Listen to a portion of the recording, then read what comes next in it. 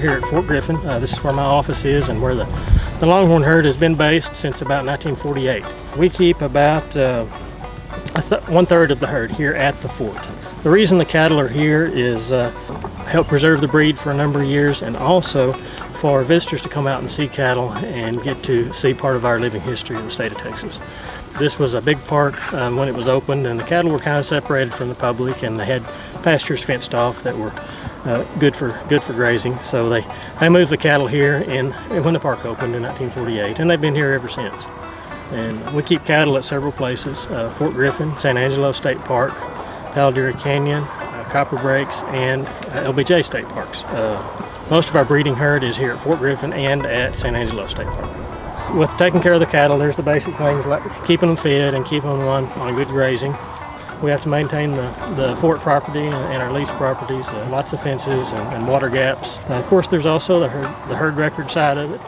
We know all the pedigrees of all the animals around us. It's actually a very managed breeding program. We actually have 3 different breeding groups and a different bull with each group. And we've been keeping detailed records on the cattle for quite a few years, so we know their pedigrees for many generations back.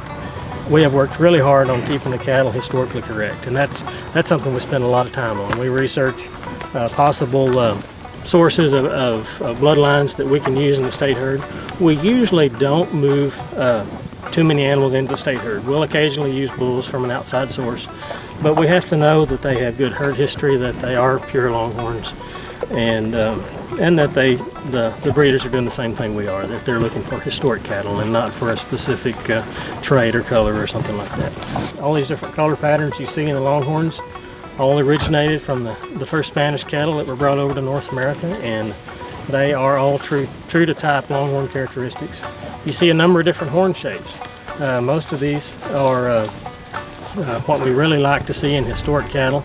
They're small at the base. They have a lot of shape to them. The shapes do vary some, but they are all historic.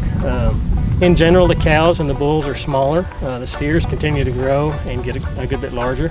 So you see the really large horns, and the big animals are usually steers. We have several events we travel to. One of our big things here in Albany is the Fandangle. We loan them 16 big steers for the Fandangle every year. And it's an outdoor musical about the history of Texas. And then we also take them to living history events around the state. We'll go down to Fort McCavitt for their event every spring, and over to Fort Richardson and several other places. I'll take a few steers and a set of pins, and we'll talk to kiddos during school day and talk to the public the next day for open public day, and people get to see the cattle up close, and they can also come out to the fort. We have a program here every week, Horns and Tails, up here in the cattle pens. Once a month we do campfire tales. And you can always come out to the fort and get a tour whenever you want.